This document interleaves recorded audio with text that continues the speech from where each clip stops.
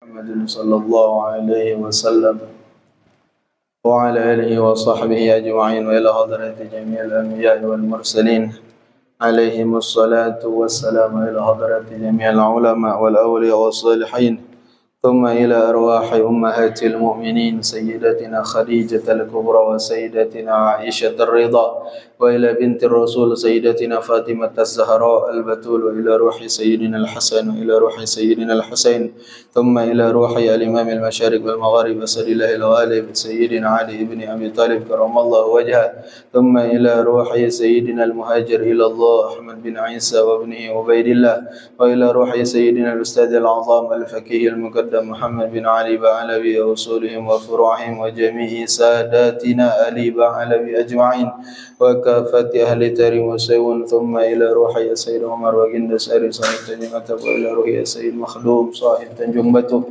وخصوصا إلى مؤلف هذا الكتاب سيدنا الإمام القاضي أبي الشجاع أحمد بن حسين الأصفهاني وإلى روح سيدنا الإمام محمد بن قاسم الغزي الشافعي وإلى روح سيدنا الإمام الشيخ محمد نووي بن عمر بن عربي الجوي البنتني وإلى روح صاحب راتب الكتب الإرشاد وغوث العباد والبلاد سيدنا الإمام الكتب الحبيب عبد الله بن علوي بن محمد الحداد وأصولهم وفرعهم أن الله يعلي درجاتهم في الجنة ويكثر مثوبتهم ويضاعف حسناتهم ويحفظنا بجاههم ويعيد علينا من بركاتهم وأسرارهم وأنوارهم وعلومهم ونفحاتهم في الدين والدنيا والآخرة ثم إلى أرواح جميع أهل القبور من المسلمين والمسلمات والمؤمنين والمؤمنات من مشارق الأرض إلى مغاربها برها وبحرها خصوصا إلى أرواح آبائنا وأمهاتنا وإخواننا وأخواتنا وأجدادنا وجداتنا وأساتذتنا ومشايخنا وأصحابنا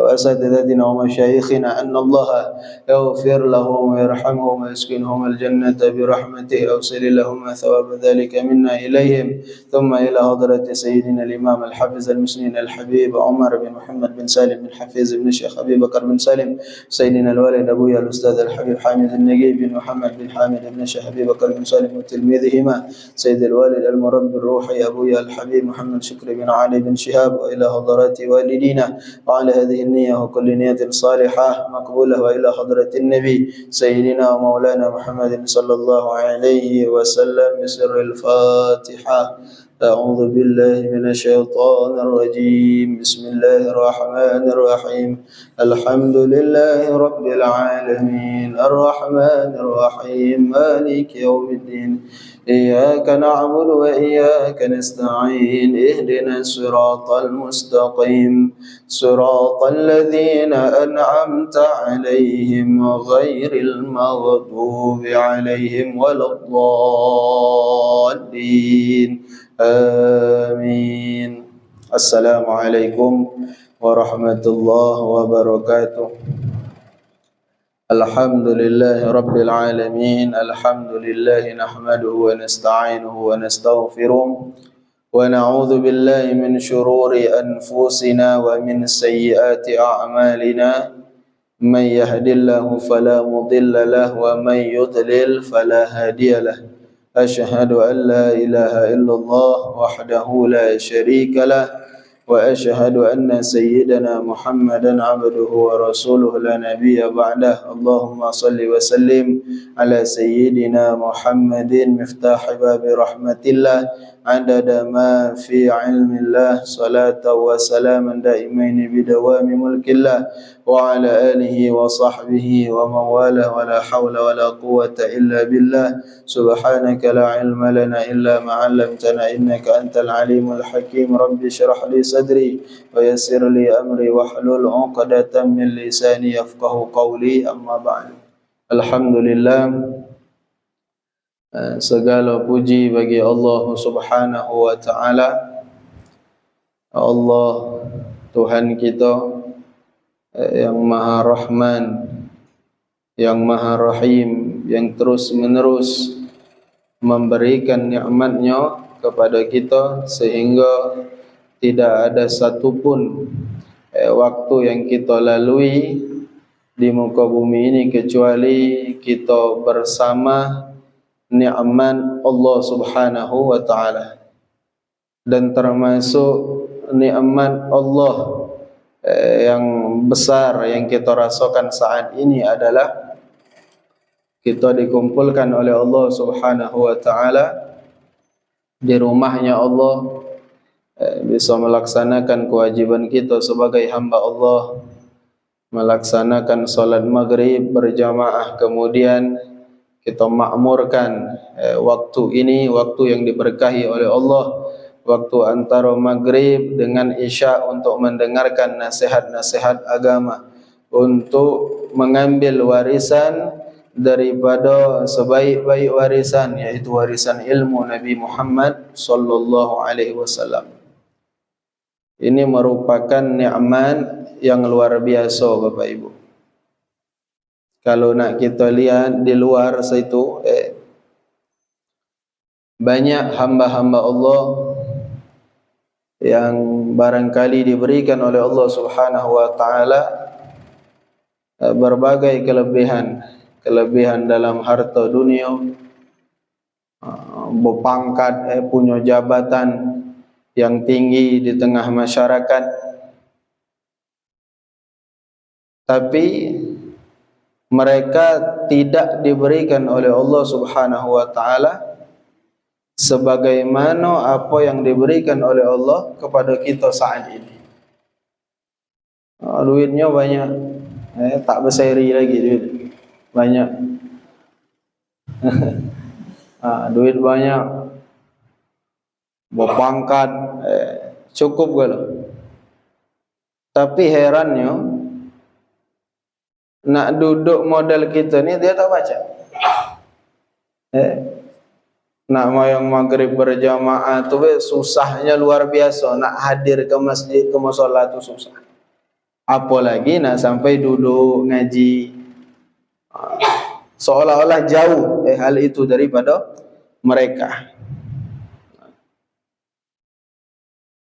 Tapi alhamdulillah kita dimudahkan oleh Allah Subhanahu wa taala. Maka ini rezeki juga. Bahkan inilah rezeki yang hakiki dari Allah. Rezeki yang sebenar-benarnya rezeki dari Allah. Kalau harta, Bapak Ibu rahimakumullah, harta itu diberikan oleh Allah dengan percuma, dengan mudah kepada seluruh makhluk Allah. Bahkan yang kufur, yang tidak beriman kepada Allah, Allah berikan harta dunia. Tapi kenikmatan semacam ini, bisa solat berjamaah di rumahnya Allah, bisa menghadiri majlis ilmu, ini adalah rezeki yang khusus, tidak diberikan oleh Allah kepada sembarang orang kecuali orang-orang yang khusus. Maka kita bersyukur dengan Allah atas nikmat yang besar ini. Kesadaran akan besarnya nikmat yang kita rasakan ini tidak untuk menjadikan diri kita sombong. Bukan aku jelaskan tadi agar kita ni sombong. Malah na'udzubillah, menganggap kita lebih baik dari orang lain. Tidak. Bukan berarti kita yang ada di musola, yang ada di masjid, yang ada di pengajian pasti lebih baik dengan orang yang ada di luar. Oh, belum tentu.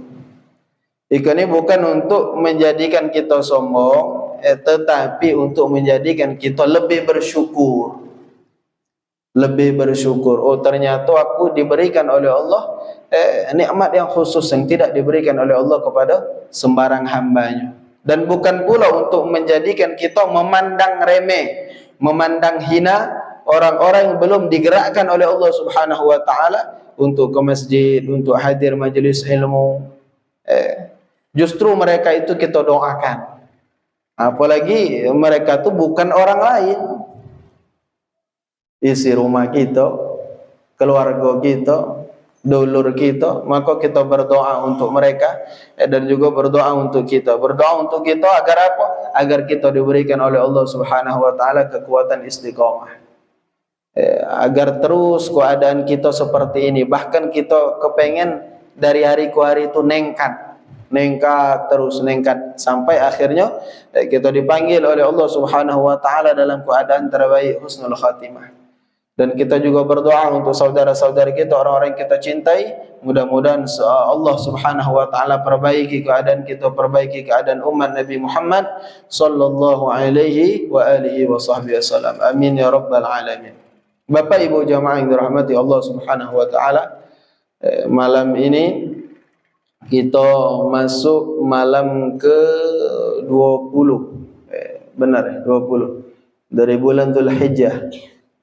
Maka dalam hitungan beberapa hari ke depan, kalau diberikan oleh Allah umur panjang, kita bakal berjumpa dengan 1 Muharram 1446 Hijriah. Kalau kita melihat kalender, malam 1 Muharram itu malam Ahad depan. Malam Ahad ini, sekali lagi, malam Ahad depan itu 1 Muharram. Kalau melihat kalender, tak berasa. Rasanya baru kemarin kita bersiap-siap nak nyambut 1 Muharram 1445 Hijriah. Inilah nas tahun. Maka malam ini sebagai renungan akhir tahun untuk kita, masih belum kita melanjutkan pembacaan kitab Matan Abi Syuja', kitab fikih yang biasa kita pelajari. Malam ini kita sedikit merenungkan nasihat-nasihat Al-Imam Abdullah Al-Haddad di dalam kitab beliau Sabilul Iddikar wal I'tibar. Mudah-mudahan ini bisa masuk ke hati kita nasihat ini dan menjadikan keadaan kita di penghujung tahun ini, menyambut tahun yang baru lebih baik lagi. Bapak Ibu rahimakumullah, Al-Imam Abdullah Al-Haddad, beliau di dalam kitabnya Sabilul Iddikar mengutip satu perkataan atau pendapat daripada Al-Imam Ibnul Jauzi. Wa qad qassama Ibnul Jauzi al-umura ila 5 mawasim. Bahwa umur manusia di dunia, umur kita di dunia ini, itu dibagi ila 5 mawasim, dibagi ke 5 musim.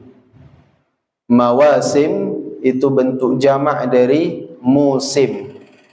Musim yang muji kita tu, kita kalau nyebut musim, musim panas, musim apa, itu musim tu bahasa Arab, periode waktu. Jamak dari musim itu mawasim.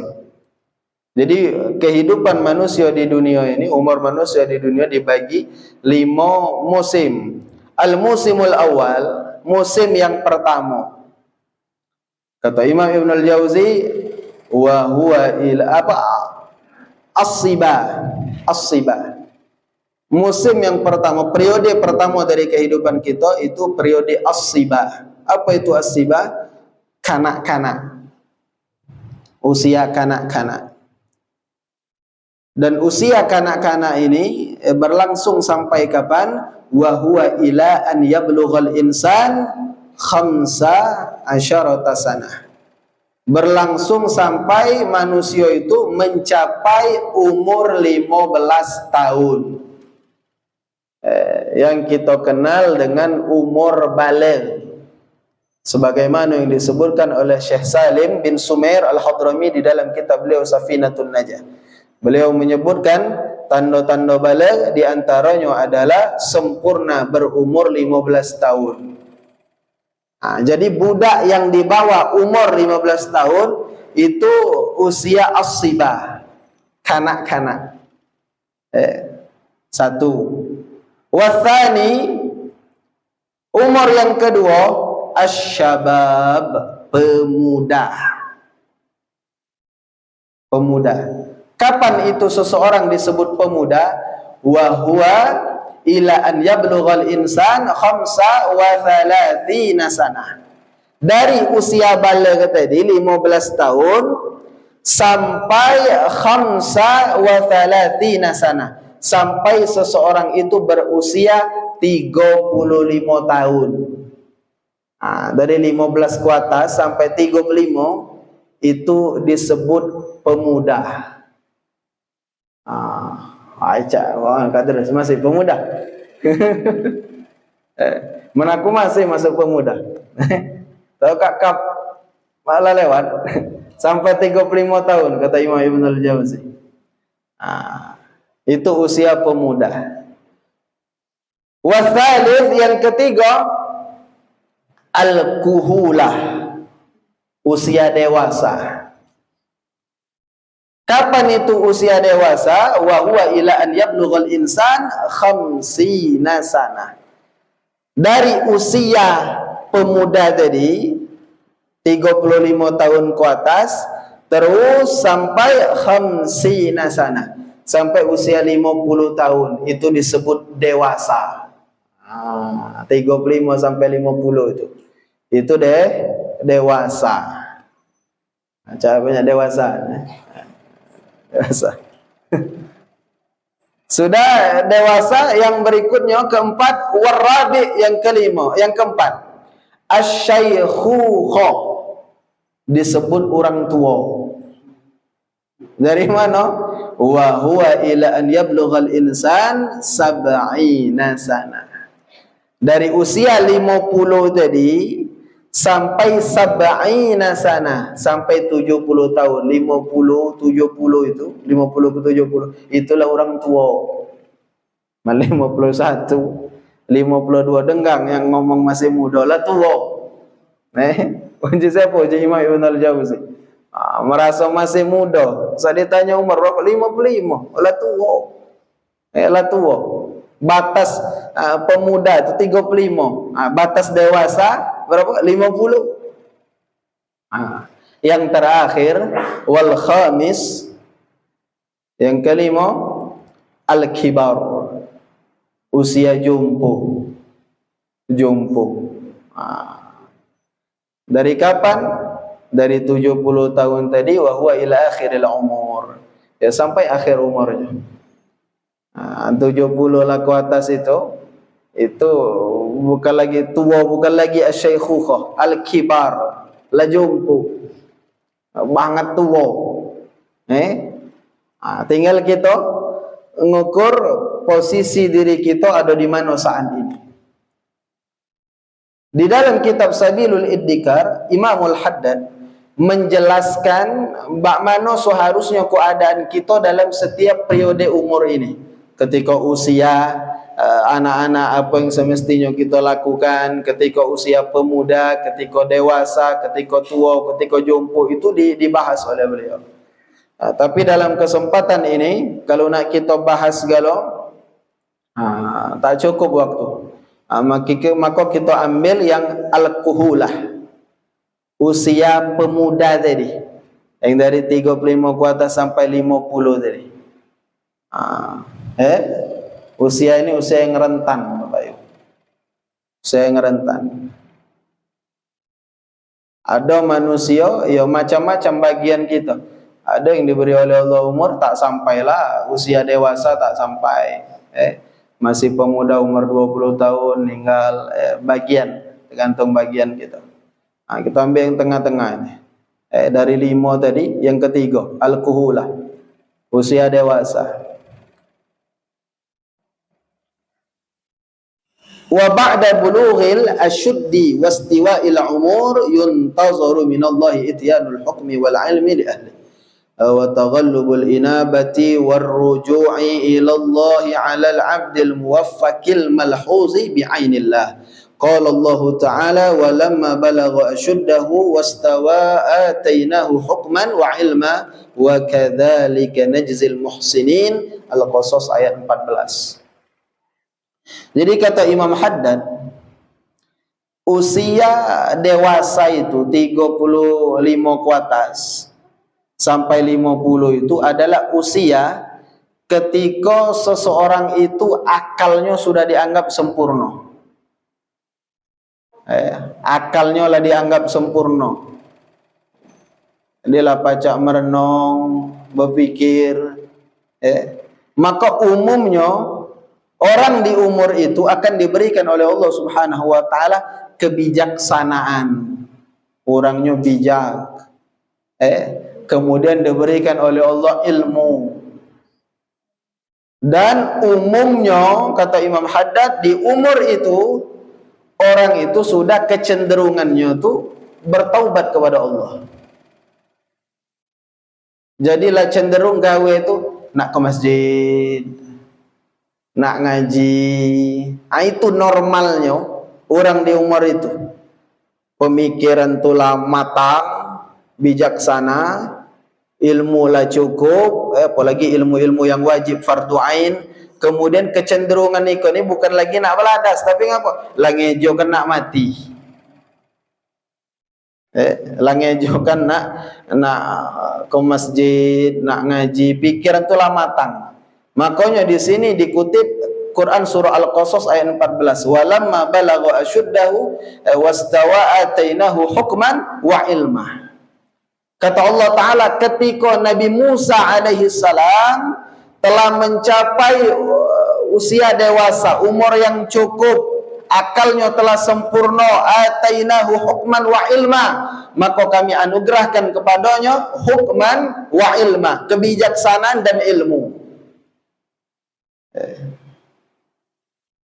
Itu Nabi Musa. Begitu juga dengan Nabi kita Nabi Muhammad sallallahu alaihi wasallam. Wa ala ra'sil arba'in min sinni Rasulillah sallallahu alaihi wasallam awhallahu ilaihi wa arsalahu ila kafatan linnas basyiran wa nadhira. Dan di usia itu juga, usia 40 tahun, ketika usia dewasa, Nabi Muhammad sallallahu alaihi wasallam mendapatkan risalah, dilantik jadi nabi itu umur 40. Kenapa umur 40? Karena orang umur 40 itu dianggaplah matang. Kalau di bawah itu 35 tahun ke bawah itu masih miring-miring.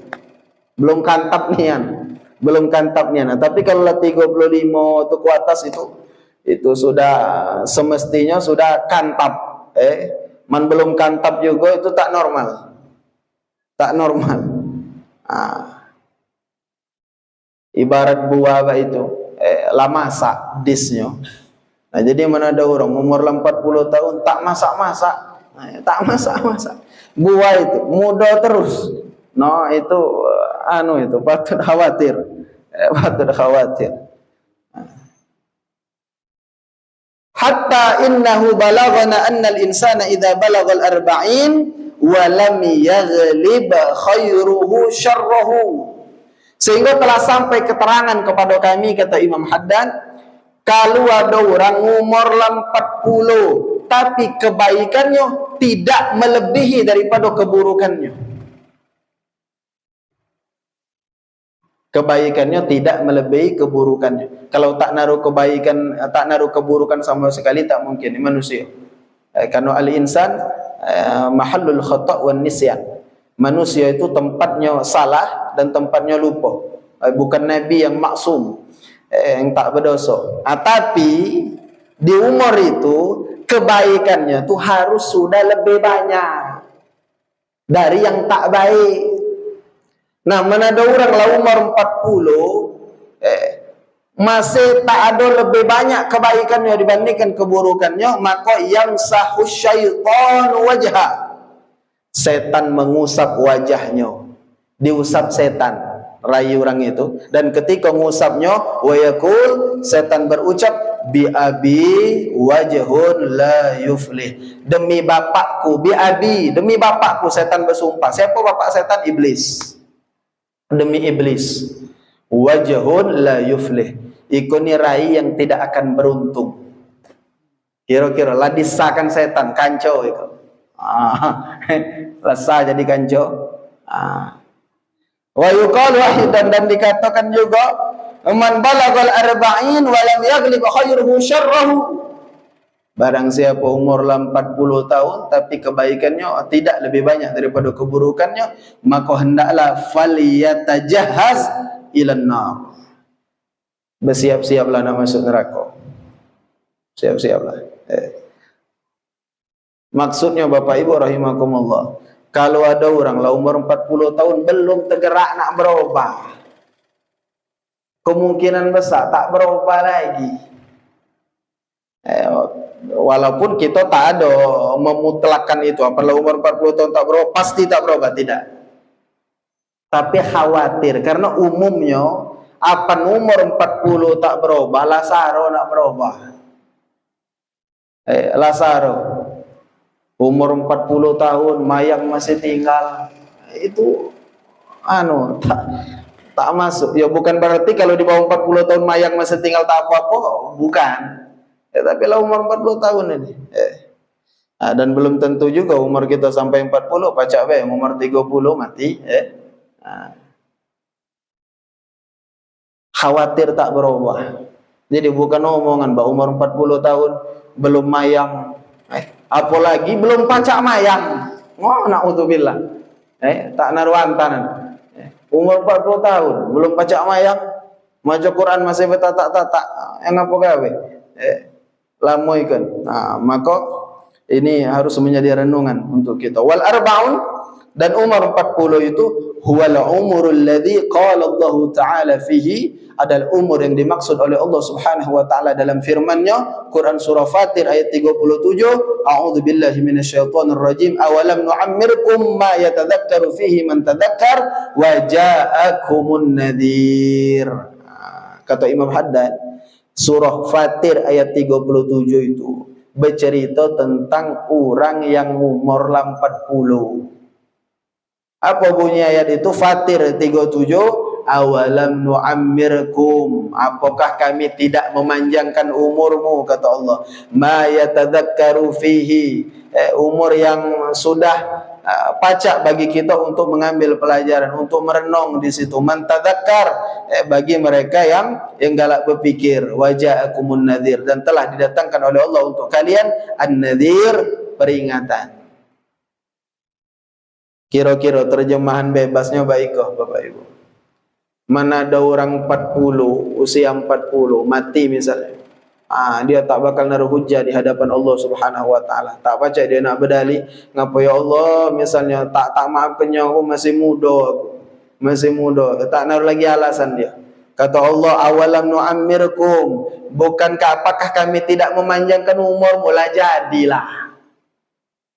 jadilah ma yatadzakkaru fihi, mana merenung kau di umur itu, lah pacak. Ngapa? Lah dewasa, sudah akal lah sempurna di umur itu tuh. Waja'akumun nadhir, dan telah datang kepada kalian itu an-nadhir, peringatan. Mengenai apa itu peringatan, ulama berbeda pendapat, khilaf. Ada yang ngomong an-nadhir di situ huwal Quran. Itu adalah Al-Quranul Karim, peringatan dari Allah. Awir Rasul, atau ada juga yang berpendapat itu adalah baginda Rasul sallallahu alaihi wasallam. Awis syaib, atau ada juga yang berpendapat itu adalah asyaib, uban. Waja'akumun nadhir, telah datang kepada kalian itu, kata Allah, an-nadhir, peringatan. Di Al-Quran itu lah belepetan ayat bahwa kita bakal mati, bakal mempertanggungjawabkan amal ibadah kita. Baginda Rasulullah sallallahu alaihi wasallam juga sudah menyampaikan dalam hadis-hadisnya, walaupun kita tak bertemu dengan baginda Rasul, tapi pesan itu dilanjutkan terus oleh para ulama yang merupakan pewaris Rasul. Lah banyak kita terdengar kiai, ustaz nyampaikan yang ini, jadi tak naruh alasan kita kayak di hadapan Allah, tak tahu, tak naruh yang nunjuk peringatan kepada aku, tenambun segala. Pengajian banyak. Jadi man kita masih tak terbenar, tu memanglah kita ni kan. Dan an-nadhir di situ juga bermakna asyaib, uban. Ladin jo Allah peringatan berupa uban. Jadi uban itu Bapak Ibu, an-nadhir, peringatan. Apa ladin jo uban oleh Allah? Ayo berejolah, siap-siap. An-nadhir itu. Dan pacak juga kita kiaskan uban ini ya dengan yang lain. Badan lang riput, tak gagal lagi. Umur tu jangankan laba umur ni kan Bapak Ibu. Aku belum tua. Umur ku bakar 34. Allah peraso badan ni banget berubah. Berlari kalau 5 menit, rasa nak mati. Berlari 5 menit. Dulu kan berlari kau nih. Apalagi Pak misal nak main bola, tak usah sebut-sebut. Mengas. Banget berubah tuh. Nah itu sebenarnya sudah masuk dalam an-nadhir, peringatan dari Allah Subhanahu wa taala. Adanya uban, laba uban no? Ada. Makanya makro nyomer uban itu peringatan itu. Dan dia cahaya orang beriman. Uban, gigi kalau banyak gugur, sehingga nyo makan ikut tak pating ngunyah lagi bedelup. Pan makan jedelup, tak ngigit lah, tak ngunyah, tak pula naruh lagi gigit. Itu sebenarnya an-nadhir, peringatan dari Allah Subhanahu wa taala. Jadi tak naruh lagi kita alasan apa di hadapan Allah. Umur lah dinju, peringatan lah dinju. Yang apa dasar kamu nian kata Allah. Maka ini renungan untuk kita. Mati kau ni tak baca nak kena kita. Selalu kami sampaikan orang-orang yang telah mendahului kita itu Bapak Ibu tak nyangka juga bakal mati. Tak nyangka bahwa mati itu secepat ini. Jadi balik yang tadi surah Fatir ayat 37 itu kata Imam Haddad berbicara tentang orang yang umurnya 40 tahun fi ahadil aqwal, dan disebutkan juga dalam satu pendapat wakilah huwasittun. Dia adalah umur 60 tahun. Ada juga pendapat yang mengatakan Fatir ayat 37 itu tentang orang umur 60 tahun. Kemudian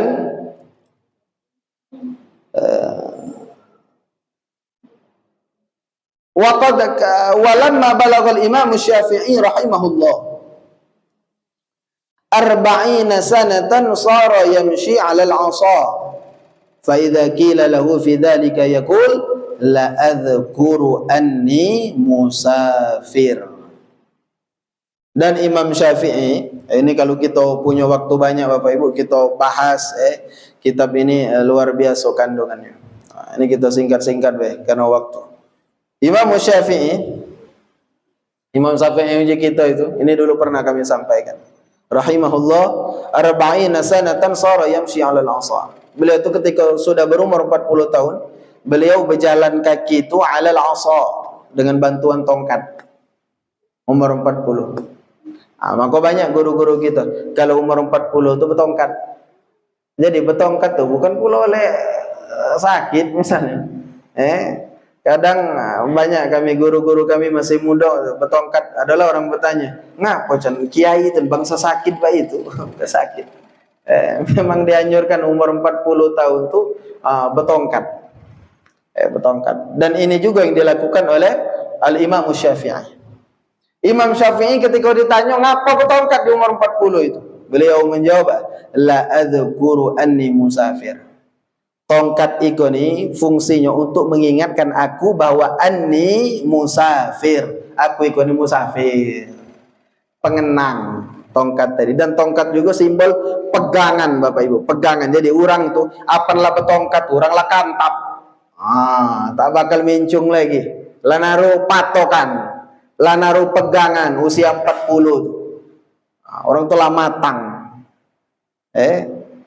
Itu disimbolkan dengan tongkat itu. Dan juga sebagai pengingat anni musafir, aku ini musafir di dunia ini.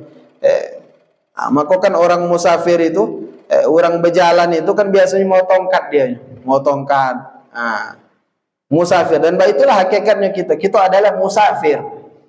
Orang yang sedang berjalan, berjalan apa? Menuju kampung akhirat.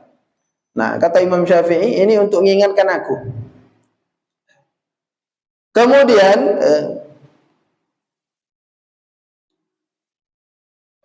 beliau juga berkata Imam Syafi'i, wa wallah inni sirtu ara nafsil ana mithla ta'iril mahbusi fil qafas. Wa wallah, demi Allah, inni sirtu ara nafsil an, aku melihat keadaanku sekarang ini, kata Imam Syafi'i, ketika berumur 40 tahun tadi, mithla ta'ir, seperti keadaan seekor burung al-mahbus, yang mana burung ini tertawan fil qafas, di sangkar. Burung yang terkebat di sangkar. Akulah umur 40 nih, prasoku aku ikut Imam Syafi'i, burung yang terkebat di sangkar. Fa kharaja kulluhu minal qafas fil hawa badanku ini yo pacak terbang ke udara, pacak terbang. Wasara muawwakan bi ka'bihi fil qafasi faqat. Tapi kakiku terjerat, cak burung Bapak Ibu terkebat kaki, keluar dari sangkar tuh pacak terbang. Tapi takkan jauh ini terbangnya itu, kenapa? Kaki terkebat. Nah, fahukmil al-kadzalik. Dan itulah keadaanku sekarang, kata Imam Syafi'i. Cak keadaan burung itu. Jadi maksud beliau, apan lah umur 40 tahun tuh kira-kira lepas tuh, bebas tuh, tak ada bebas gino. Lah naruh pengebat. Endo mentekurung pacak terbang. Cuma ngapa tak pacak jauh nian. Tak pacak jauh nian. Ngapa? Kaki terkebat. Terkebat dia apa? Tadi di umur tadi. Maka belajar kita, sama-sama belajar pada umur 40 tu ya, supaya jamak-jamak wae lewat. Merenung. Jadi tak pantas lagi untuk beladas. Dan kata guru kami dulu, kita ini Bapak Ibu, untuk melihat sesuatu perbuatan itu baik atau buruk sebenarnya mudah. Kata guru kami, bayangkan kamu mati dan ngawekan yang itu, kira-kira lemak apa tak lemak? Apan kira-kira mati dan itu lemak dan ngawekan yang itu, berarti gawe baik, laju-laju gelah. Tapi kira-kira man mati pas ngawekan itu tak lemak, itu berarti gawe tak baik. Maka berhentilah. Contoh baik kau maksudnya, mati di masjid. Seandainya keadaan kita ni mati di masjid, terkabar, oi, derus sujud orang mati di masjid, dan sujud, ayo doa itu kan, doa. Nah kira-kira kita terkabar mati dan di masjid tu senang apa? Oh senang, itu yang dipinta. Oh orang kap mati dan ngaji. Diomongkan terdengar kabar tu kabar mati dan ngaji itu lemak ada gitu, lemak. Nah berarti apa kamu lemak mati dalam keadaan itu gawe baik itu, gawe baik. Dan sebaliknya kalau terkabar dan ngawekan yang itu mati, kita tak lemak tanda mati dalam keadaan itu, berarti itu gawe tak baik. Dengar itu baik kata guru kami, mudah nak nilai sesuatu itu baik apa tak baik. Bayangkan seandainya kita mati dalam keadaan itu, mati dan terkenyit-kenyit, mati. Hoji orang kau tahu kabar ngapa? Si anu mati dan berjoget dan kita Bapak Ibu terlewat dari bagaimana kita tanda mati dalam keadaan seperti itu. Nah berarti apa kita tanda mati dalam keadaan seperti itu gawe tak baik. Itu gawe tak baik. Nah itu akal. Nah orang yang umur 40 tahun itu akal itulah sempurna. Kata Imam Haddad, lah pacak berpikir, maka mulailah paling tidak begoyor dikurangi. Syukur-syukur pacak berhenti total, tapi belum paling tidak berkurang lah. Apalagi lah bukan lagi usia dewasa, jangan ngapa lah tua, yang uji mulai lah 50 ke atas. Umur 60, 65, terkenjir-kenjir senam. Allah. Itulah tak sesuai lagi, tak pantas lagi. Umur itu tuh, umur lah mestinya seseorang itulah begoyor nak ke masjid, mayang ke masjid, gawe itu tak naruh sibuk itu, selain sibuk yo nyari mencari begawe, ya itulah kesibukan dia, ngejo kena ke masjid, ngejo kena ngaji. Mulai berpikir gawe itu gawe-gawe bermanfaat, nak beladas tulah mulai berkurang, begoyor berkurang. Makanya Bapak Ibu rahimakumullah, kalau kita perhatikan hadis Nabi SAW ketika Nabi menyebutkan ada 7 golongan yang akan mendapatkan naungan Allah di hari kiamat, termasuk di dalamnya di situ pemuda yang tumbuh dalam ketaatan kepada Allah. Ngapalah tak ada orang tua? Pemuda yang tumbuh dalam ketaatan kepada Allah itu istimewa, maka bakal mendapatkan naungan dari Allah. Kenapa mereka istimewa? Usia muda itu usia belagas, tapi ada budak yang masih pemuda, umur 30 tahun gawe tu nak ke masjid, nak ngaji. Nah itu istimewa. Maka mereka bakal mendapatkan naungan Allah di hari kiamat. Tapi kalau ada orang tua galak ke masjid, galak ngaji, itu biasa baik sebenarnya. Ngapa? Lah sesuai. Lah sesuai. Makanya di nomor 7 itu, di 7 itu orang yang akan mendapatkan naungan Allah. Tak ada orang tua yang tumbuh dalam ketaatan kepada Allah. Ngapa? Tak istimewa di sesuai. Lah sesuai nian. Yang tak masuk tu apalah tua belum terpikir untuk berubah itu. Maka ini renungan untuk kita. Wa qala Syekhul Arif Abdul Wahab ibn Ahmad Asy-Sya'rani, Al-Imam Abdul Wahab Asy-Sya'rani di dalam kitab beliau Al-Bahrul Mawrud, beliau menyebutkan akhadha al-uhud akhadha alaina al-uhud idza balaghna min al-umuri 40 sana an natwiya firasyan naumi illa ghalabah. Tindakan yang mesti kita lakukan kalau umur kita lah sampai 40, kata beliau, apa yang mesti kita lakukan? An-natwiya firasyan naumi illa ghalabah. Mulai melipat, natwiya firasyan naum, alas-alas tidur, lipat. Maksudnya kurangi tidur. Illa ghalabah, kecuali lah tekantuk-tekantuk ni. Jadi anda lagi banyak tidur. Anda lagi banyak tidur. Ya barangkali anda kita nak baca itu ni, tapi maksud beliau tu sakingnya tadi apalah umur 40 tu teko tidur lah tak masuk hati lagi. Ngapa yang ngejo kena mati. Jadi setiap waktu yang diberikan oleh Allah tu bak mano caranya jadi ibadah. Jadi ibadah. Tidur terus tapi lemak ni yang tidur. Kemudian berikutnya wala naghfula an kaunina musafirina ilal akhirah fi kulli nafasin. Dia sudah harus mulai ingat. Nah, yang kita sampaikan tadi, bahwa dia adalah seorang musafir yang sedang berjalan menuju kampung akhirat fi kulli nafasin, dan dia harus ingat itu dalam setiap helaan nafas dia. Oh, ini berat Bapak ya. Berat. Tapi juga tadilah paling tidak tak pacak kita nak nurut, kita usahakan kamu, aku yang repet ikan ni pacak ngomong baik. Cak ngomong baik. Tapi kau ni maksud aku kita pacak bakaco malam keni. Oh ternyata kami ni jauh.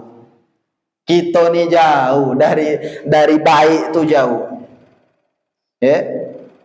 Jadi amalan orang tu baik itu rupanya pada umur 40 tahun. Mereka fi kulli nafasin, dalam setiap helaan nafas mereka ingat nak mati. Ingat nak mati.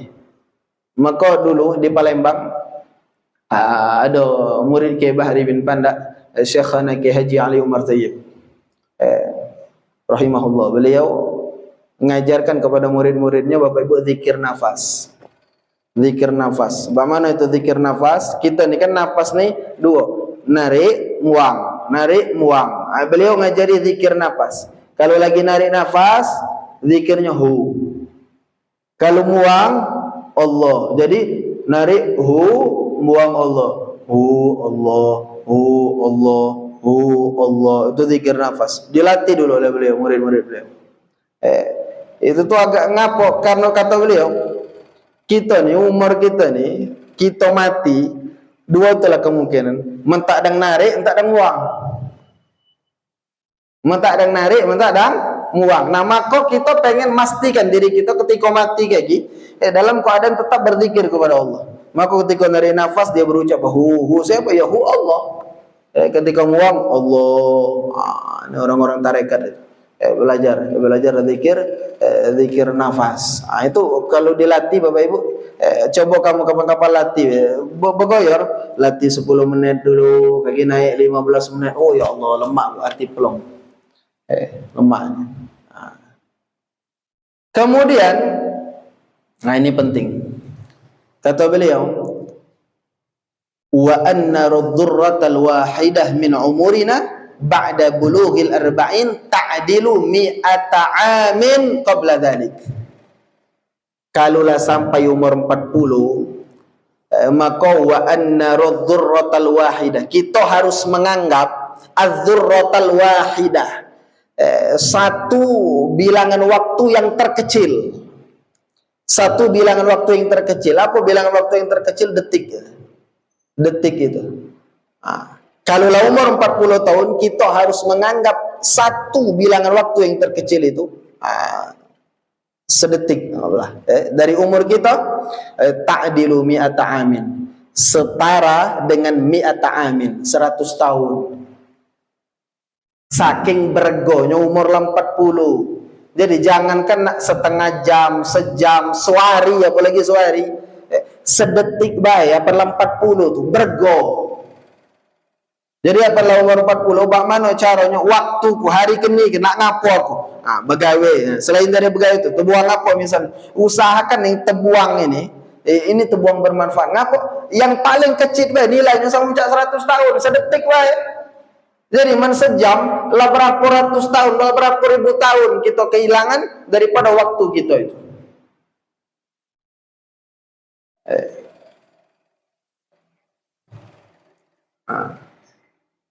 Kenapa harus seperti ini?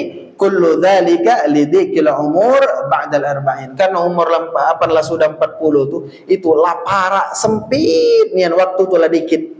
Waktu yang diberikan oleh Allah tu tinggal dikit, sangat sedikit. Maka mudah-mudahan ini menjadi renungan untuk kita. Di akhir tahun ini juga tadilah, paling tidak berat kita nak ngamalkan persis pecah isi kitab ini dah. Berat ya. Tapi paling tidak mulai bergoyor. Oh ya nak mulailah bergoyor. Tak tahu di umur, mumpung masih diberikan oleh Allah badan sehat, pacak kelanggar lama yang kapan lagi? Ada waktu nak ngaji lah, kapan lagi? Pokoknya apa ada peluang nak berbuat baik, sambarlah cepat. Ngapa tak tahu di umur. Dan sebaliknya mulai bergoyor, mengurangi perkara-perkara yang tak bermanfaat. Tiap kita nak ngapo itu berpikir, yang ngapo lah kok manfaatnya, untuk duniaku, untuk akhiratku, yang ngapo manfaatnya. Aman kira-kira dah terbuang baik waktu, sudah sayang.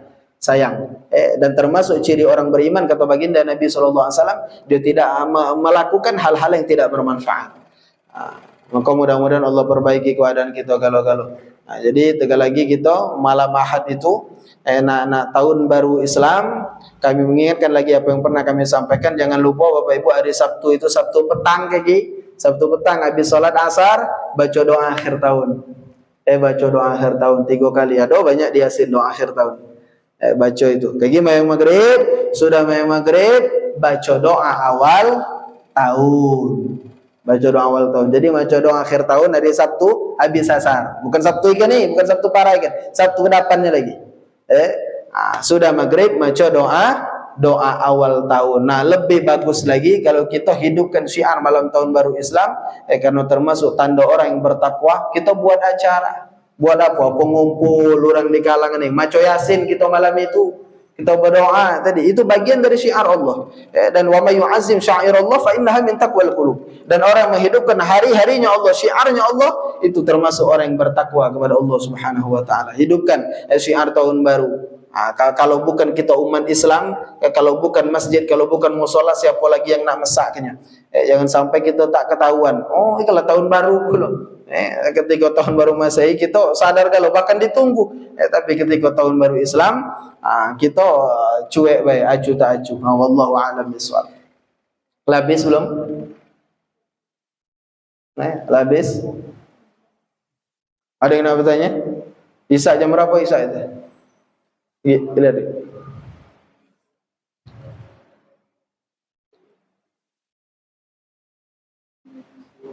(19:20). Ada waktu sekitar 5 atau 4 menit. Kalau ada yang nak bertanya dia cari. Di luar pembahasan tak apa-apa. Selagi masih baca kami jawab. Bagaimana? Korban. Korban sapi. Bagaimana? Beli daging, Pak. Mulai gitu. Daging itu sapi itu per 70. Ya. Beli daging 70 kilo. Baik. Jadi berkorban, ngapalah tahu usah nyembelih daging apa, meli daging begitu. Jadi yang dianjurkan di hari itu bentuk kurban kita itu Bapak Ibu. Sunnahnya itu yang menjadi sunnah di hari-hari itu, di tanggal 10 dan hari-hari tasyrik adalah sunnah iraqatud dam. Sunnah mengalirkan darah, sunnahnya meli itu. Arti iraqatud dam itu mengalirkan darah. Aja dia ngitul nilainya tuh. Nilainya. Jadi man kita meli daging lah udah. Ya tak naruh dah tak dapat pahala iraqatud dam itu. Dan amal yang paling afdal di hari-hari itu adalah iraqatud dam. Mengalirkan darah. Bahkan saking pentingnya sunnah iraqatud dam ini mengalirkan darah disebutkan dalam kitab Qutul Habib Sayyidina Abdullah bin Abbas sepupu baginda Nabi SAW, bagi orang yang tak mampu untuk berkurban di tanggal 10 Dzulhijjah dan hari-hari tasyrik, nak nyembelih korban, nak nyembelih sapi tak naruh duit, nak nyembelih kambing tak naruh duit, maka paling tidak dia nyembelih ayam, kata Sayyidina Abdullah bin Abbas. Nyembelih ayam. Tapi ingat, hati-hati, nyembelih ayam itu bukan berkorban. Kayak jika kamu jadilah berkorban dengan ayam, balik dari Biko mau cerita, daman tu jadilah mentauba itu berkorban tiap tahun, bukan. Berkorban tu dengan kambing, dengan sapi, mana ayam tak sah. Ngapo dianjurkan tetap nyembelih ayam, apa nyembelih bebek, pokoknya unggas kata Sayyidina Abdullah bin Abbas agar dapat pahala iraqatud dam. Pahala mengalirkan darah. Jadi itu bukan berkorban, tapi dapat pahala mengalirkan darah tadi. Nah, makanya Bapak Ibu rahimahullah, di dalam fikih diatur kalau ada orang mampu beli sapi seekor. Mampu beli sapi seekor. Lebih bagus mana? Dibahas oleh fuqaha. Lebih bagus mana? Dia beli sapi seekor atau beli kambing 7. Reganya sama. Misalnya, kambing 7 sekian, sapi seekor sekian, sama baik. Nah, yang bagusnya yang mana? Lebih afdal dia beli kambing 7. Kata fuqaha. Kenapa? Karena kalau kambingnya 7, semakin banyak iraqatud dam. Nyembelihnya semakin banyak yang disembelih. Nah, jadi letak nyembelihnya itu amalnya kalau mampu amal kurban itu. Kalau kita beli daging kita dapat pahala nyembelih itu. Wallahu a'lam bishawab. Ada lagi. Ya. Jadi selama ini aku paham tu ada di kawinan. Baik, sepupu. Baik. Baik, Bapak Ibu rahimakumullah. Perempuan yang tidak boleh dinikahi kita kenal dengan istilah mahram. Mahram ini pernah kita bahas. Sebagaimana misalnya disebutkan dalam kitab fikih ada 18. Ada 18. Selain dari ada beberapa mahram lagi selain 18 itu. Nah, termasuk mahram 18 itu mahram karena hubungan nasab, itu maka tak termasuk di situ sepupu. Arti mahram itu haram dikawini. Mahram karena nasab ada 7 dan di 7 itu tak naruh sepupu. Maka berarti sepupu bukan mahram, bukan orang yang haram untuk dinikahi. Sekawin dengan sepupu, dua beradik bapak sah. Karena mereka bukan mahram. Maka berdua-duaan dengan dalih sepupu itu tak boleh. Itu ikhtilat yang haram. Kenapa? Walaupun sepupu itu boleh kawin. Sepupu boleh kawin. Baik, wallahu a'lam bishawab. Sudah adzan. A'udzubillahi minasyaitonir rajim. Bismillahirrahmanirrahim. Alhamdulillahirabbil alamin. Allahumma shalli wa sallim ala sayidina Muhammad wa ala alihi washabihi ajma'in.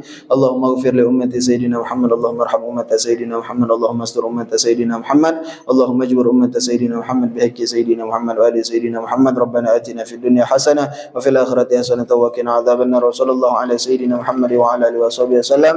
Walhamdulillahi rabbil alamin. Subhanakallahumma wa bihamdika asyhadu an la ilaha illa anta astaghfiruka wa atubu ilaik. Wassalamualaikum warahmatullahi wabarakatuh.